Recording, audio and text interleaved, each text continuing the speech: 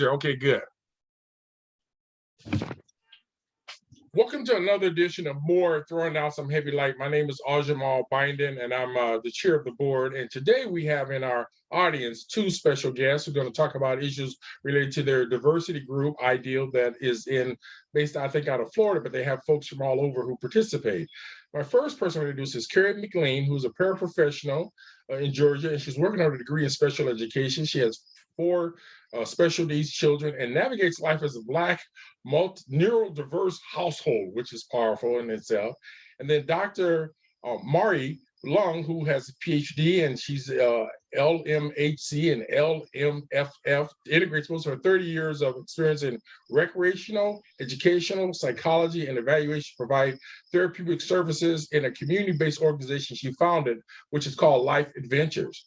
As an associate professor overseeing adventure-based and nature-based counseling program, she's at Prescott College, and she has co-authored 3 books about adventure therapy.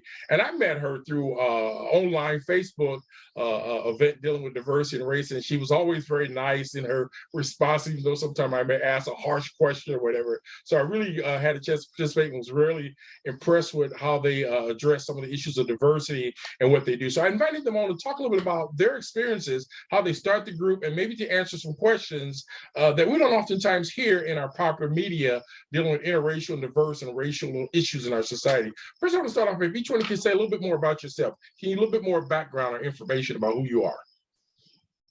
Okay, I'll go first. Hi, my name is Kherris. I'm originally from New York, but I'm living in Georgia, which is a big transition. You see a lot of Confederate flags, so there's that.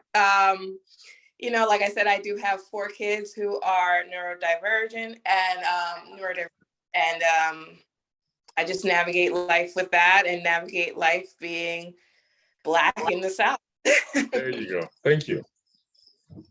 Yes, and I am Maurie Lung, and as we spoke earlier, I don't usually use my title unless I'm in official academic business. And so in this setting, I'm really just looking forward to connecting with you all. I am a mom of multiples, similar as Kherris. Kherris has twins and I have triplets. And so we have that connection of the chaos of raising multiples. And my background really is in counseling and adventure and recreation and blending those pieces together. I live in Florida, from North Carolina, and this social justice work, I feel like has just impermeated all of the work that I feel like that's so important to do. And so to me, it's not like, yes, I'm an educator in social justice, but I feel like anything I educate in has to be related to social justice in our chaotic world today. Good. I'm also a member of the LGBTQ community, so I think that might be important to know. Okay, as well. Good. Thank you. One of my first questions come out is this group. How do you start it, and how do you maintain this group? Because I know it's not easy to always maintain groups dealing with race and diversity, and particularly in these trying times. Yeah. So Kherris and I actually met in a Mom of Multiples group. What was that? 7 years ago? 8 years ago? Yes. Oh my goodness. It feels like so long ago. How could it be that long ago? And so we just really connected, and the book club idea came about after some of the more incidents, like not new incidents, just more incidents came to light. And if you're a mom of multiples, you're often awake in the middle of the night because they're awake and you're dealing with things with little babies. And so as I'm like trying to feed babies and then reading about these articles, I'm like, how can I make a difference in this setting? But at that time I couldn't move around a lot, because if you're like trying to feed triplets, this is what's happening. And so I just like had this harebrained idea of like, all right, I'm going to start a book club. At least I can do dialogue. And then the first person that came to mind was Kherris. And so I think I literally messaged you at like 2 a.m. Kherris, will you do this book club with me? You can say no. It's okay to say no. However, if you say yes, I would be really appreciative because I need some guidance and I know that I can't do this by myself. So it really came out of this emotional response to the world around us. And then this connection, this friendship and connection that I had with Kherris to say, can we try this and see if this makes an impact? So that's really how it was born. Yep, it was at the height of, the Black Lives Matter movement happening and, all the Black lives that were lost happening. And then I also had my own instance of racism within our multiple moms group that Maurie had been my ally for. One of the members, kind of got on me and was being very racist. And so it was pretty much an eye-opening situation for both me and Maurie. And that's kind of how it came about. Yeah, I think that's really important to know of, like, that piece of our connection, because you're talking about like how do allies show up, and yes, I had made a comment, but Kherris, the thing that really stood out to me for that is that I reached out to you individually as well. So yes, I made a statement publicly, but you had said like nobody else reached out to you individually in that group. Everybody else who saw it, nobody else had just connected with you personally. And one of the things that jumped out as you mentioned, that was it predominantly white folks participating in this group, and you were a minority or very few? Yes, okay.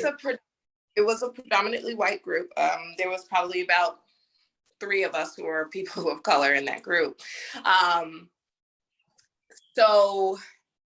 But it was never an issue until Black Lives Matter started happening, and I would post stuff related to that,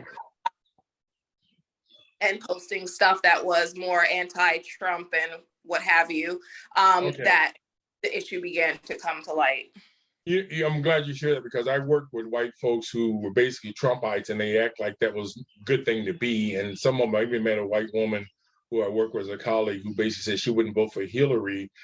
So in fact, she sat out because she didn't like Hillary's ethical situation, which showed me that she was a stone cold racist in her behavior. And again, you could vote for Trump and not be a racist in one sense, but it's like me voting for somebody who's that mean and negative, who knows that he does certain things, and then they act like it was no big thing. I want to switch up a bit because I know we got a number of questions here. What are the guidelines for participating in your book reading group? In other words, why is that important? Because I was impressed with your guidelines that were laid out there. But what are your guidelines, and then why is that important?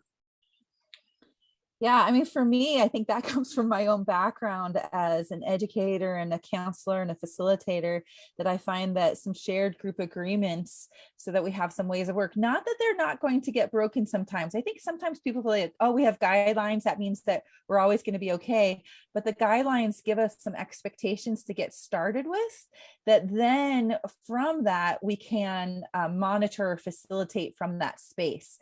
And so when I think about our guidelines, and Kherris, I feel like I just presented them to you, and then you helped me to like craft them of like what they might mean. I'm like, here. But I think that was just a role of, because of the work that I do, right? So, and I often find that people have an easier time being, I don't want to say criticizing, but being critical of something, working from a draft, giving edits, than they do from creating from scratch. And so one of the things that I have really learned from this work is to like leave my ego at the door, and recognizing that anything that I put out, be super open to that feedback of how things might change. And so for me, like, I trust Kherris is going to tell me what she really thinks, even if she's not sure that I will agree with it or if I'm on the same page. Good. And that to me has been really important.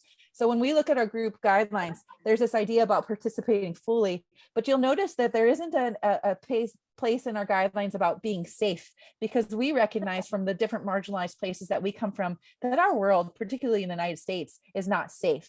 So our frame is we want people to participate and create a space where we can be brave enough to be vulnerable, which is really different than safe space. And if you talking about those like white allyships, I think really shut things down. Like, oh, I don't feel safe.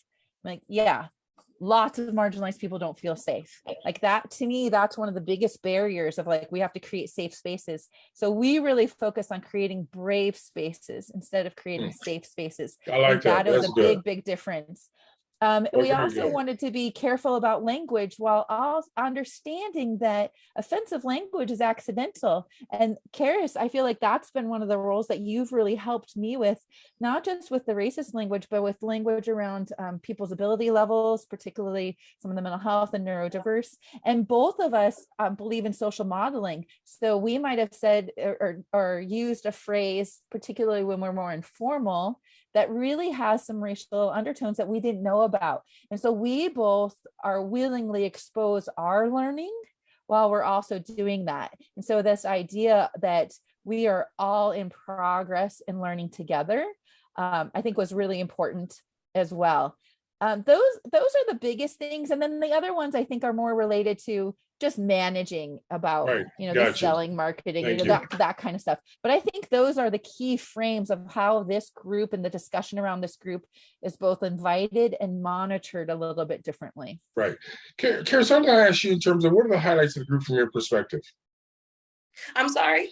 What are the highlights of the group from your perspective? What are the highlights?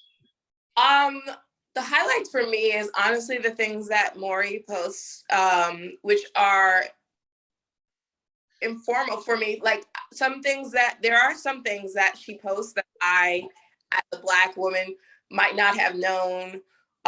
So it educates me, even though, it may be related to, me being as a Black person.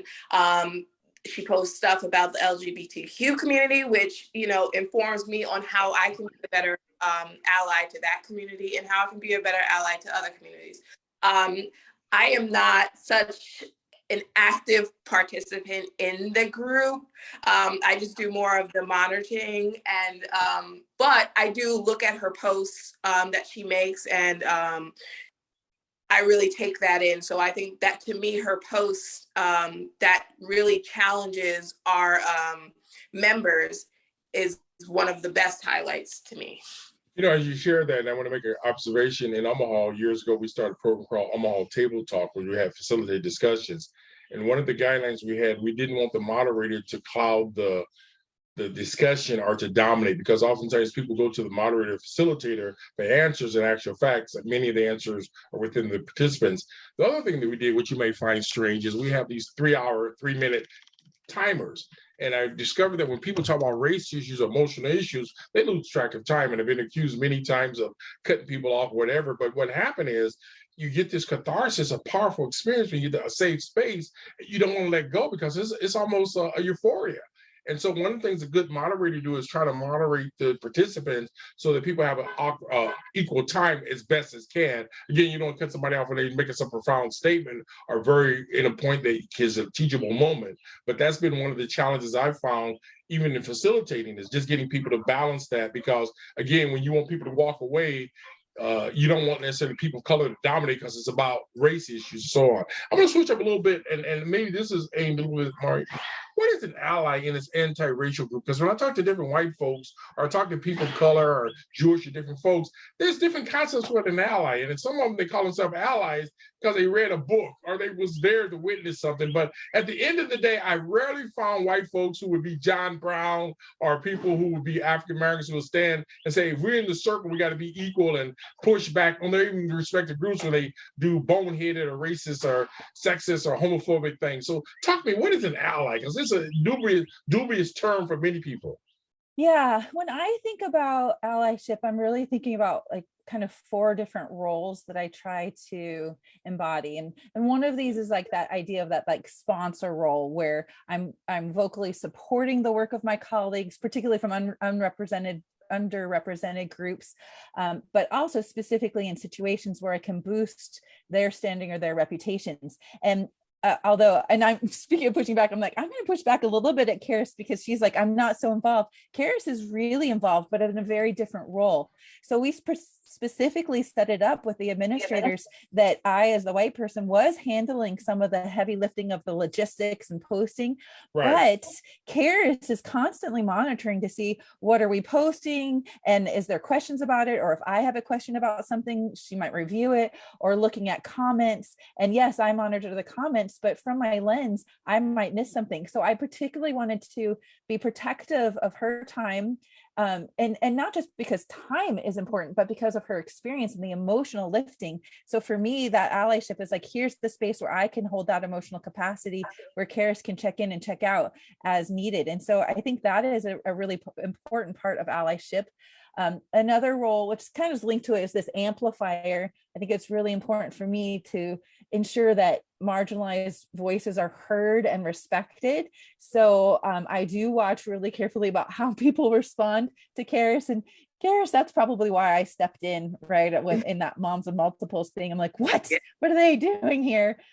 So help me here now. Again, I'm interrupting here, but in other words, the situation is so difficult that the participants don't intervene naturally, even though they're supposed to be allies. In other words, Mark, you got to be the intervener as the only white person, or were there other white folks doing this intervention that they deal with the nuances or the climate of the conversations?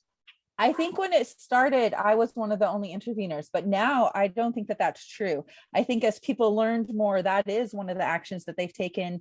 And I'm not the only one intervening. I actually have more voices stepping out and practicing intervening. That's the piece that I think is really hard. Like, white people are afraid to intervene because they might be criticized. And we've created a space that allows white people to be intervened and be criticized and still learn from that, like that tolerance of that. That makes sense. So I think that's a little bit different. And I think what you're talking about too is this idea of an upstander instead of a bystander. That's one of my roles that. Hold it. Bystander versus upstander. What is that upstander? I never heard of that one. So to me, an upstander, you know what a bystander is. To me, an upstander is someone who I see it every day. Yeah, an upstander is someone who sees the wrongdoing and then acts to do something to intervene or to change it. So this person pushes back at offensive comments or jokes, even if no one within earshot might be offended or hurt. Gotcha. Appreciate it. So I think that is a real difference. And I get pushback. People will comment to me like, why are you bothering with this person? They're not going to change. Like, because like this is good practice. This allows me to figure out how to say things, and who knows who actually might be witnessing or noticing. I didn't think, I was concerned about Kherris too. Like that's why I personally reached out to her. But my public comments of that intervening of racism in that moms of multiple groups was less about Kherris personally, more about this trying to interrupt the system. My personal connection and reaching out to her was, I'm worried about you as a person. So there was like two things that were happening, and being willing to be that upstander. And then I think that my last role as an ally is to be a confidant, where my hope is that, and this is where I think relationship really comes in, that Kherris feels like she can express her fears or her frustrations or her needs in a place where I'm listening, and feels heard. And that, I think that part sometimes gets left out. So I'm really thinking of those four things when I'm thinking about being an ally. Appreciate it. Thank you. Kherris, I'm going to ask you, from your perspective, can you point to examples where you've actually challenged white privilege? And I guess both of you can answer that, but can you give me examples? Because I see a lot of white folks who can talk about white privilege, but I find very few white folks who can do it. And I say that because it's like you tip your toe in the water, but you're really not committed to challenging the privilege that you have, or saying, hold it, this isn't fair, or you hired me because we're friends, but there's probably somebody who's more qualified. I use those examples, but give me examples of where you've actually challenged white privilege. In my personal experience, I have challenged a family member. I have a cousin who is white passing, but she's mixed. Biracial, right? Gotcha. She's biracial, and she oftentimes would post things that were against Black Lives Matter and more Trump-leaning stuff. To which it was the family thing to kind of just, that's her, hush and whatever else. And I'm just like, no, I'm going to call her out on a daily basis and let her know that she has the privilege of passing white versus the rest of her family on the Black side who can't, and that's her benefit, in this. You don't have to experience the stuff that we experience, but that's because you can pass for white. So that's why you haven't experienced it, right, versus us who can't. And so we've experienced it. So it's not fair to dismiss our experiences, because that's what she was doing. And so I made it a goal to, in a way, harass her on a daily basis and call her out for that. And we ended up no longer being friends. I barely talked to her. But I'm just not going to sit there and let her use really her white privilege, because that's essentially what she was doing. She had ultimately, in my eyes, surrounded herself in whiteness, and you would use that to benefit herself. And then when it came time for certain things, she would then pull out her Black card to me, which wasn't fair. Gotcha. Well, appreciate it. All right, Maurie, the same question for you, kind of. Where can you point to specifically that you've actually went on the line and actually did that? Because I do know a lot of white folks will articulate it in an abstract way, but one has specific where they've actually called out some of this racism and white privilege. Yeah, so one of my goals is to feel like I notice it every day, because we know that it's out there every day, and that every day I've made. No, I'm asking specifically. Can you point to a specific example? That's what I mean. Well, and I'm going to. So my challenge though is making sure that I notice it every day and I do something about it. So when you say examples, I'm like, yesterday, my example is that I was talking about the concerns that I have about living in Florida and some of the current laws, and feeling just really marginalized in lots of different ways. And my white colleagues all said, well, why don't you just move? Why do you stay there? And to me, that was really an example of privilege. I'm like, that's a lot of privilege to just say, hey, let's move. There are lots of people in poverty that don't have that option. First. Second, as an ally, why would I leave a space where people are being marginalized, where I can have the place to interrupt it? Excellent. So gotcha. That is a very specific example. So sometimes I think we don't realize that those little pieces right there that happen on a daily basis are opportunities for us to challenge white privilege. So again, for me, every day, I think you're on the watch for it and you're going to take an action.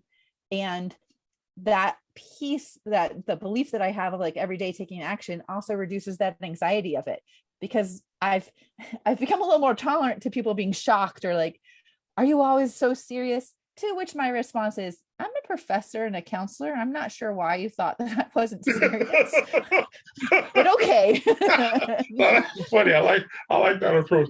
You know, as you mentioned that, and it brings a thought to mind. And again, I don't want to intervene as much as being a facilitator of this conversation, an interviewer. I'm amazed at the number of white folks who call themselves allies who move into all white segregated apartheid communities, or when they get mad at a job, instead of them fighting back with the racism and the sexism and homophobic thing, they just go get another job because they're white. And so in and of itself, you have the same cesspool, hostile racial environment. I can't begin to tell you, particularly in Omaha, Nebraska, in local government and state government, the number of all white spaces, and they're talking about criminal justice issues where there should be some people of color in the room, child welfare, all the areas we talk about. Even our academic institutions are bastions of white supremacy and elitism and Klan supporting neo-Nazi personalities. Again, it sounds kind of harsh, but you look at the end results, as one of my white friends tell me, all you gotta do is reverse engineering. So when you see certain groups who are certain places, historically, we have to allude to that and not be ashamed to call it is. And then when you talk like you talk, they won't let you in the room where they won't invite you because they know you're not gonna keep their dirty little racist secrets that they have as a bunch of comatose semi-Klan members or something like that. So I throw those words out to be provocative, but at the end of the day, when you look at what people went through during genocide, and that we don't have time for bystanders and what we call colorists. We also have that as a problem in our community, where all the folks who are light skinned are passing as whites to get key positions because they're neutral, or another thing, they may be in that kind of apologetic or role of not being an abolitionist of racism. So I think for me, I keep being willing to show up in uncomfortable places, both in places where I'm learning and in places where people don't want me, particularly white people who don't want me, because I keep pushing those questions. I just keep showing up. You know, I also have made myself super transparent. Like all of my Facebook posts are public, which means that I get trolled a lot. Wait, hold it. You said all by Facebook. How many do you got? I just know the one you got, the book thing. No, my Facebook, my personal profile, I post lots of stories about my life and the consequences of things that are happening, and be really open there. And then that place, and particularly posting about being a parent, because being a parent gets really targeted in the LGBTQ community. People don't want, people who are gay to have kids. And then my whole goal is not to block people, but when people start trolling me, as I try to keep them in conversation until we come to some sort of common ground, or until they unfriend me. Now I have gotten better, Like I got unfriended a lot at the beginning. I'm like, okay, take two. And I feel like I would talk to Kherris. I'm like, all right, Kherris, what am I missing here? And Kherris was really great to be able to give me some advice and connecting. But I think Kherris, you've seen that of like, I continue to stay in conversation even when people feel like they're attacking me. And I do think that that's different. White people are like, this is too uncomfortable, you know, kind of peace out. And I'm like, I'm going to stay in. Yeah, that's definitely reality, which, you know, it has been appreciated on my end for most of the things that I have experienced. You know, you've always backed me up and continue to fight. I definitely agree. I think that it's very hard in this world to see the separation that is happening. I mean, it's always happened, but for me, you know, it's like I am taking this social cultural class, and we had covered racism. So it has been hard to see that we still really haven't changed. We haven't moved forward as much as we should have. And then to look at some of the things, you know, that I've seen time and time again, you know, slavery, you know, the Jim Crow laws and stuff like that, to see that and just really think like, my mom just narrowly was born a year after all of that. It's my mom, like, you know, just one generation above me, you know, and so it is hard to see all that a lot of it is still going on. The colorist mentality within the Black community is hard to tolerate. And then you're dealing with the racism from other communities, especially it's hard when it's minorities, because it's like, we all have this same fight. We all have this same struggle, yet there's this war of who is honestly closest to white, who can reach the top. And, you know, I had this discussion with an old boss of mine, and we really said that there is a totem pole of what's accepted, who is on the higher level closest to white, which receives the most benefits. And right. Bottom level, of course, is the Black people, you know? So it really is hard to see that really that much hasn't changed in this world. You know, as you allude to that, a little bit of clarity. People, when they use the word colorist, they're talking about light-skinned African Americans or people, and it happens in other races too, like natives as well as Latinos, Chinese, or Asian people where they try to pass or they mimic all the behaviors of being Europe-centric, and so in a sense, they get promoted. And you look at the national media, it reminds you of the 40s and 50s where only light-skinned Blacks were on the Ebony magazine. And so some of the dumbest people I know are colorists, but they only pick them because they may look Europe-centric, attractive in their vantage point. And when I say that some of our most beautiful African folks are the Sudanese or the darker, the berry, and people look at me like, what? And it's like, because they've been so brainwashed, and we don't even have the conversation in our African community. We only have about 30 minutes left, and I want to make sure we get to some of these, I think, questions that you guys y'all can bring to the light even more so. I noticed in white Facebook liberal groups, the absence of males, particularly African-American males, what can we do to reduce that parity? Because I see even Black women sometimes will be in part of groups and they won't acknowledge that you have to have that kind of family balance sometimes. And here's the point I'm going to raise, and it sounds weird to some, but I had a couple of LGBTQ women or lesbians who would say one of the best ways to deal with birth control is to get rid of the penis, and I was offended. And then an African-American a guy, I think who's gay, said, oh, they were just joking. I'm like, hold it. I'm thinking about castrations. And secondly, I want to denigrate any person's situation because this is a very historical traumatized for some of us. And then when I see it's played out in prisons and jail. So my question is, why are African-American males not part of the group or part of your circle if we're talking about family structure? And I know both of you talk very finely about your families and so on. Kherris, do you have some thoughts on that first? Yes, I do. I think as a community, the African-American community is very, in a way, set in their ways. They're not really, they're not really willing to or wanting to have to educate white people. We are tired and exhausted. And I think in my eyes, I feel like the women are more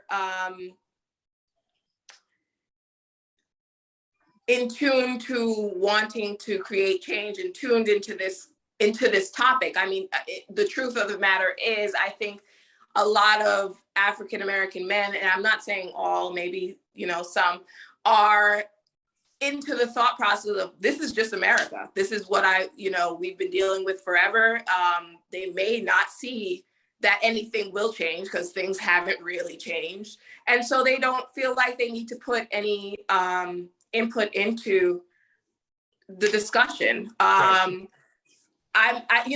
can't speak for them because I'm not an African American man, but I do understand where you're coming from. And I do see less of us, especially males, in these kinds of discussions. Gotcha. So yeah. Yeah, and my perspective is I completely agree with Kherris. I think part of it is also that intersectionality between race and gender and like all those different pieces. When you're looking at systemic oppression, it gets more and more oppressed. When I think about our book club, you know, we've purposely again made it open and inviting to people, or trying to. And if you look at like who's on the list of the 200 members, it is way more diverse than like who shows up and who speaks all the time. But wow, 200 members? 200? A minute. I think I froze a second, so I paused. I was like, oh no, everyone froze. Yes. Yeah, there's more than 200 members. I didn't know that. No clue. Yeah, and so there's, for me, when I think about that, like how do we get more people involved? Our book club has multiple access points. So you might start off as a member and being an observer and seeing like the daily challenges, or you might be so involved that you come to the dialogues, and the dialogues have a higher risk, right? Saying things out loud in front of somebody else is going to have a different risk level. You know, Maria, okay. I'm going to try to switch to a different internet connection. Hold on just a second. Here's a question I got, and let me throw this out. Maurie, you indicated you're a member of the LGBTQ plus community group, and in light of Dave Chappelle's comment in The Closer, which appeared on Netflix, there are many reactions, and some support, some against, and so on. But I wanted to get maybe your perspective on that. Can you allude to that? Okay. Uh-oh. I'm back. Whew. Okay, so you're gonna have to the Dave Chappelle again. About the Dave Chappelle Netflix. What's your reactions as a person who's a member of the LGBTQ plus group? How did you see that? And a lot of people don't want to talk honestly about it, or they put themselves in a position where they're awkward or they don't know what to deal with it. But I wanted to ask you, because I know you tend to be a very candid person, and give us your point of view. I assume you saw it. Yes, and I want to rewind for just a second and I'll answer your question, because your question about how do we involve people more, I think has to do with relationship and behind the scenes. So okay. I personally reach out to people and invite them, and I have individual conversations, including with people who are Black men like you and I have reached out and had conversations. That's how we got connected. So I think that you have to have multiple access points, and that needs to be driven by the white person, like that invitation of, hey, I'm open, I want to talk to you, help me understand this more. Not like, what can you do to help me, but also like, this is what's happening, this is what I'm noticing. So making ourselves more available and accessible. To the movie, yeah. So that it is tricky, because there are some pieces about Chappelle's work that I lost you there. You lost a little bit. Oh, so there's some piece of his work that I really appreciate. I feel like I have learned so much about his approach on race, and like his willingness to just lean in and to like shine this light on something that I don't think gets seen, to the point that I think in the past I have even overlooked some of his hostility to the LGBTQ community. And so my issue is that he leans into this controversy that people have in such a way that it took away the humanity of gay people. So I do think that comedy is this place where we can talk about some really hard things, but instead of like talking about some really hard things that sheds a light on it, like how he does with race within the LGBTQ community, it's like he is using them as the punchline, using me as the punchline. And so I feel like there's two different pieces that are happening, which is where this is really complex, and that intersectionality about marginalization is really important. And I'm so sad when I see like there's like a 90% review rate. Like it's one of the top 5, you know, shows right now. And as you and I talked when before we turned on the recording, you know, I live in Florida where they just passed the Don't Say Gay bill, and my 9-year-old is afraid to go to school and talk about his family because he thinks that he'll come home and find his parents arrested. Wow. And when we use entertainment and comedy as a way to connect and understand the world around us, which it can do, I feel like we also have some accountability to how we're contributing to stereotypes and to actions towards other groups. I mean, you all know that representation matters. Representation matters. And entertainment is one of the ways that in the United States, we share our values and feelings about things. Yeah, thanks for sharing that.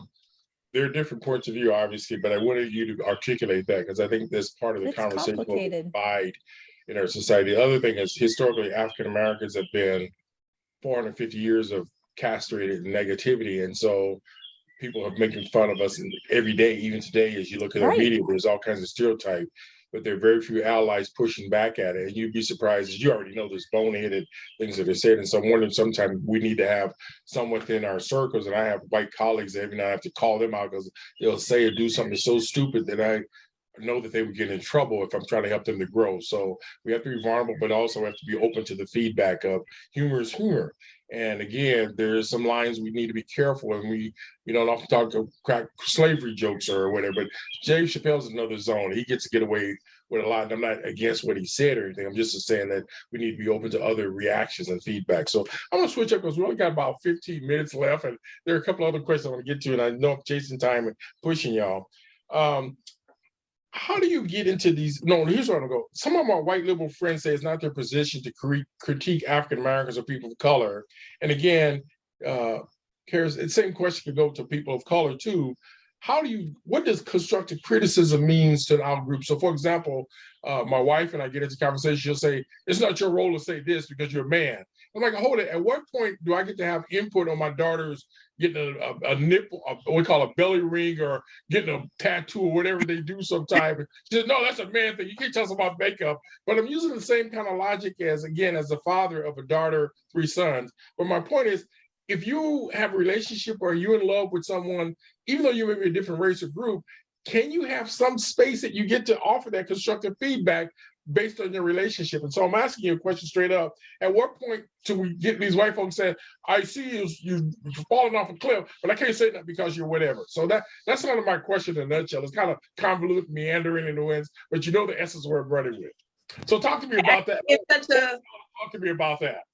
I think it's such a complex situation, like a very fine line of trying to figure out when you have to shut it off. I mean, there are certain things that I, as a woman or like that my daughter goes through that my husband really just won't understand from like a perspective of a woman. Try me. And the same thing goes for, I think, race. There are certain things that are within our culture as Black people that we do that some outsider might not take right. They'll take it out of context. An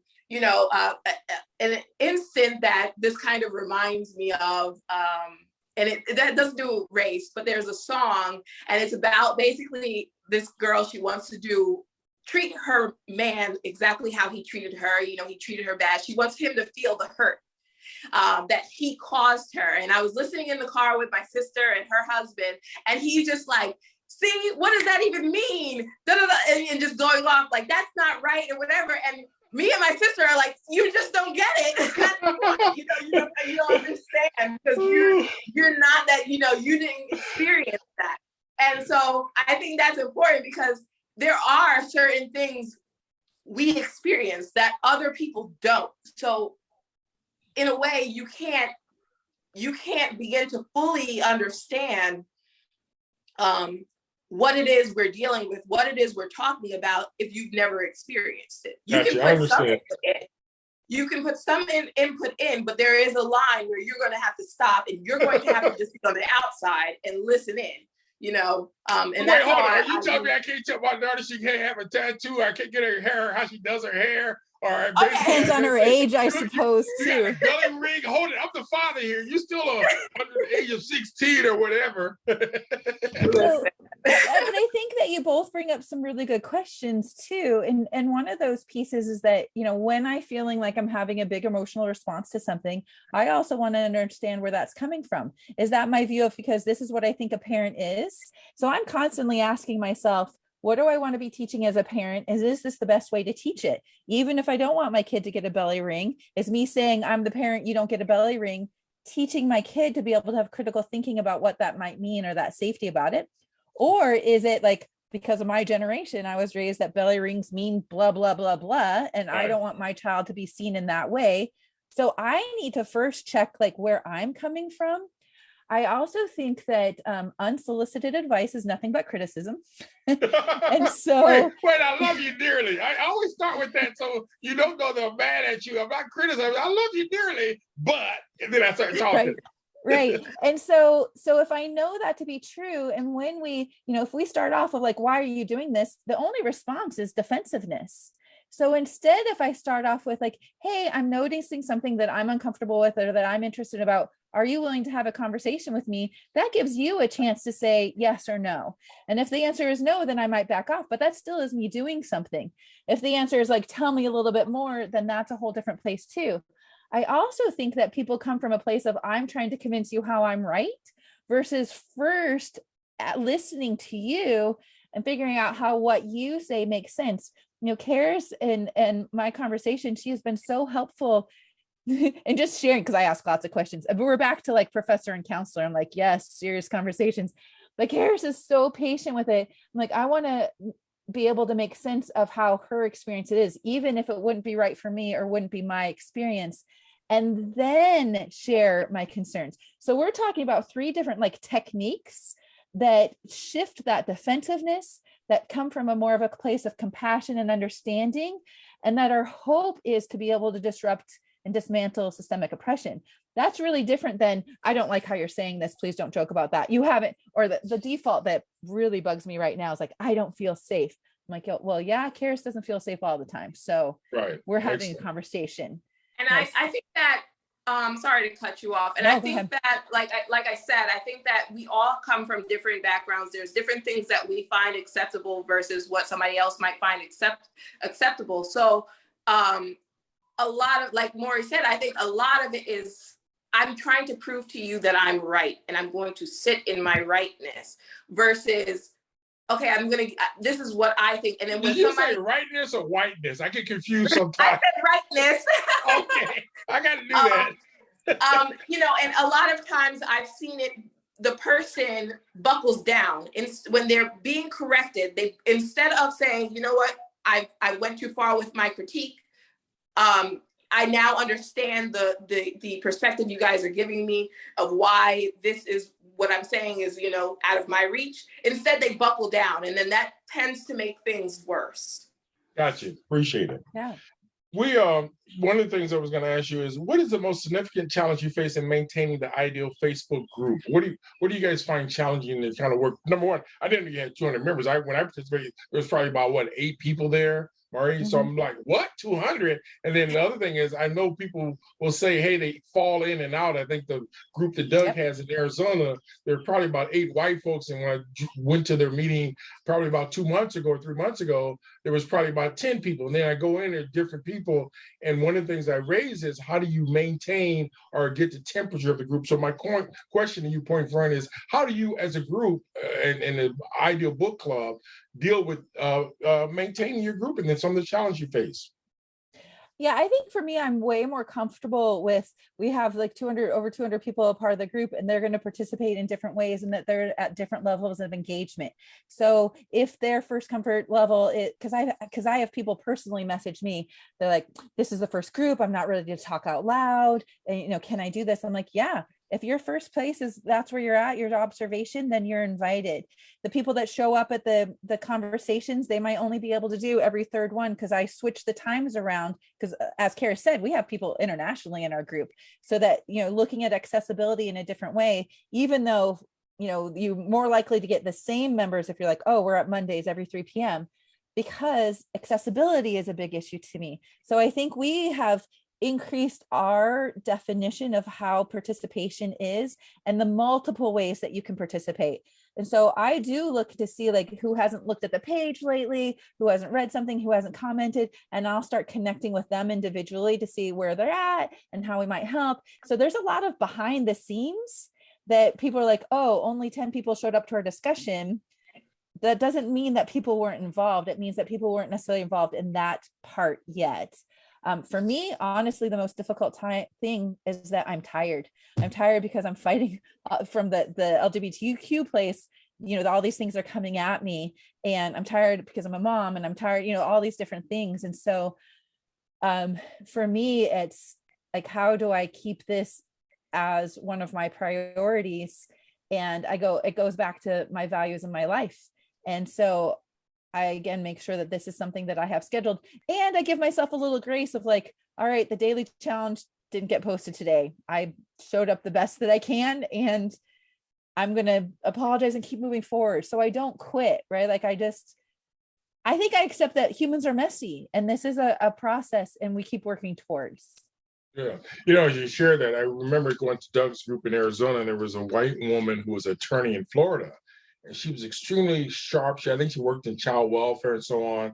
And she was just a powerful vignette she shared about how she pushed back and dealt with it. And then it went to the next time she was not there. And I think sometimes we have these wonderful individuals who will come in and out of our lives who do that.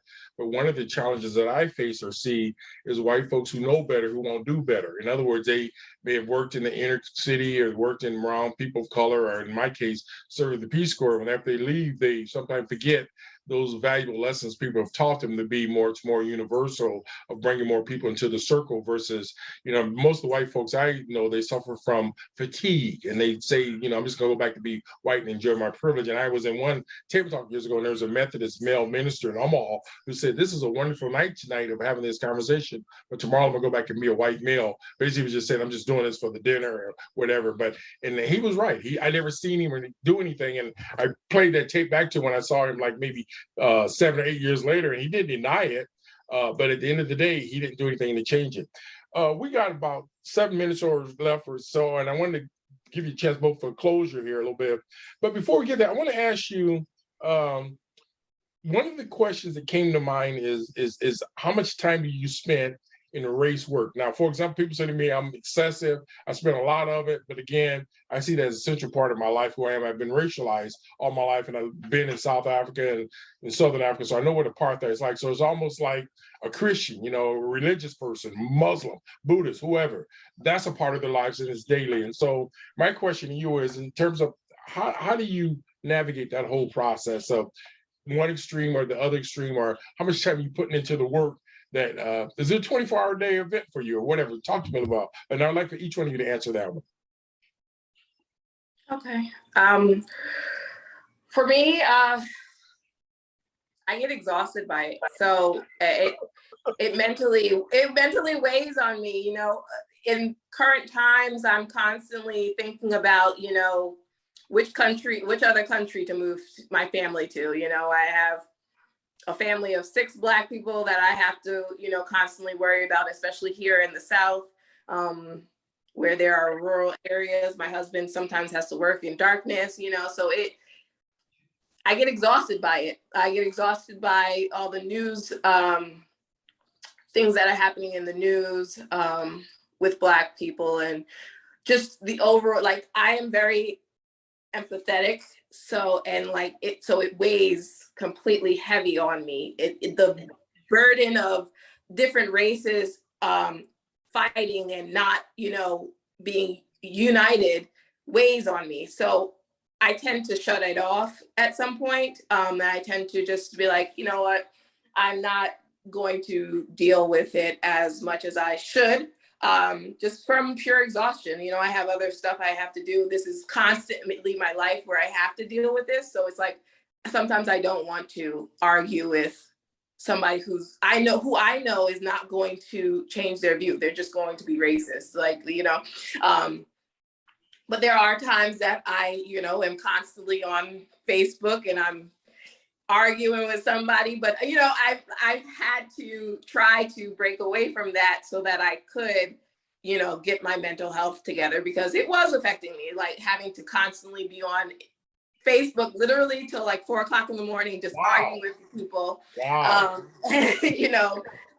And so it gets exhausting. So I've had to, sort of break away and, limit myself. Good. Thank you. Maurie, can you talk to me about that? Yeah, I think that there's a difference in, and when you think about like, well, how involved I've been in race work versus how involved I've been in the LGBTQ work. And so I think it's different when you're a part of the marginalized community versus part of the privileged community. So in terms of race work, and that's why I've been kind of protective of Kherris. I'm like, when you're emotionally exhausted, I want you to step out. Self-care is a form of activism. Self-care is a powerful form of activism.